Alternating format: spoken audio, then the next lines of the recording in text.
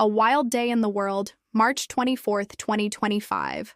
Buckle up because March 24th, 2025 is shaping up to be one of those days where the news cycle feels like a roller coaster with no brakes.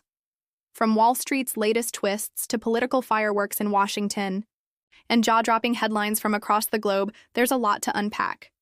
Let's dive into the biggest U.S. financial, political, and world news stories hitting the wires today. Trust me, you won't want to miss this. U.S. financial news. The markets are buzzing and not all of is good. First up, let's talk money. If you've got investments, you might be checking your portfolio with one eye closed today.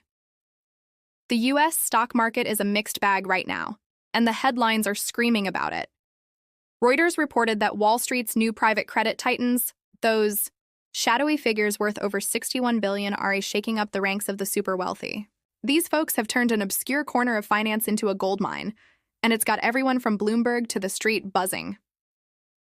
Private credit's rise means big players are lending outside traditional banks, fueling everything from corporate takeovers to real estate booms. But here's the kicker. Some analysts are whispering that this could be a bubble waiting to pop. If it does, we're all in for a wild ride. Meanwhile, the Dow Jones Industrial Average is jittery.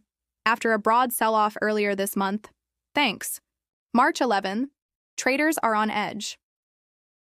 The street's live data tools show the 30 stocks in the Dow bouncing around like ping-pong balls, with tech giants and old-school industrials locked in a tug-of-war.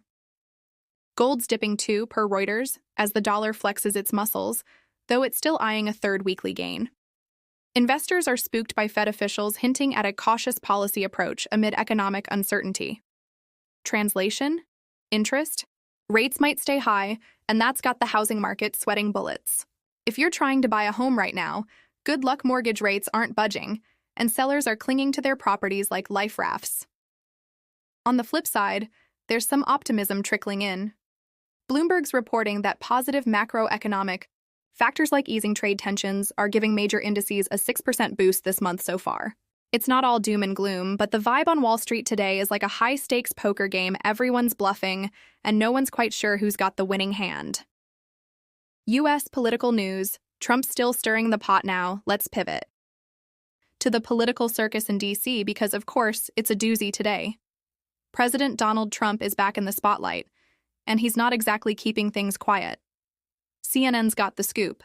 Trump's been fighting legal battles over his immigration crackdown all week, and today the fallout's hitting hard.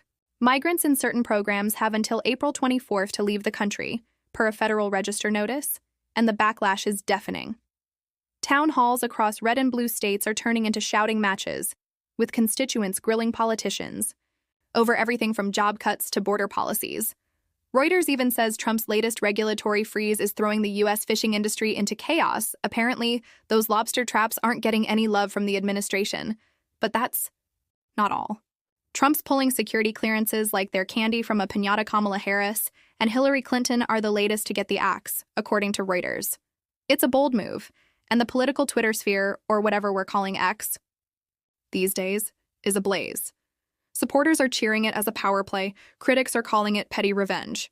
Oh, and he's got the Kansas City Chiefs headed to the White House because nothing says presidential priority like a victory lap with the Super Bowl champs, right?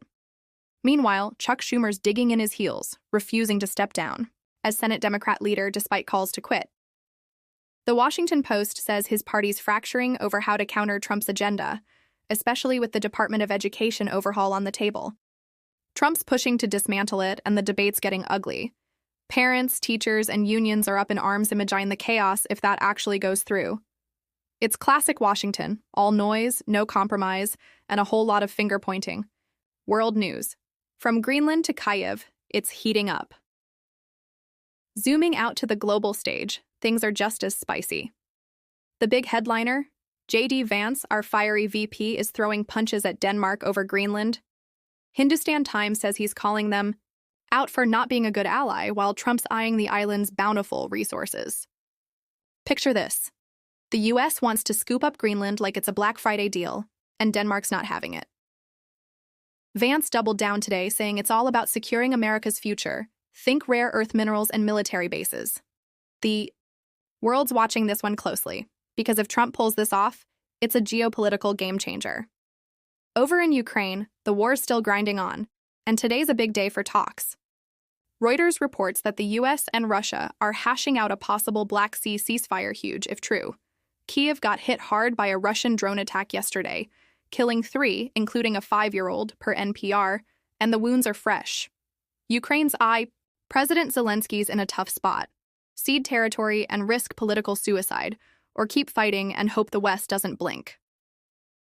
CNN's asking the million-dollar question, will the world recognize Russia's grip on those eastern territories? It's a grim standoff and the outcome's anyone's guess. Elsewhere, Turkey's making waves. Al Jazeera says Istanbul's mayor, Ekrem İmamoğlu, Erdogan's top rival, got jailed today before his trial even started. The opposition's screaming political hit job, and the streets are erupting in the biggest protests in over a decade. Erdogan's tightening his grip, but this could backfire big time. And in Canada, new PM Mark Carney just called a snap election for April 28. Bloomberg's calling it a risky move, after he's barely settled into the job. The world's a pressure cooker right now, and every leader's playing with fire, tying it all together. What does it mean? So where does this leave us on March 24, 2025? The U.S. financial scene's a tightrope walk, big gains, big risks, and a lot of nervous investors. Politically, Trump's running the show like it's reality TV, with immigration, security clearances, and federal overhauls keeping everyone on edge. Globally, power plays over Greenland, Ukraine's survival, and Turkey's unrest are reminding us that the world's more connected and more volatile than ever. It's a lot to take in, right? But here's the thread. Uncertainty is the name of the game today. Whether it's your 401k, the border wall, or a fair-off war, no one's got a crystal ball. So grab a coffee, keep your eyes peeled, and maybe don't check the news again until tomorrow. Because at this rate, who knows what's coming next?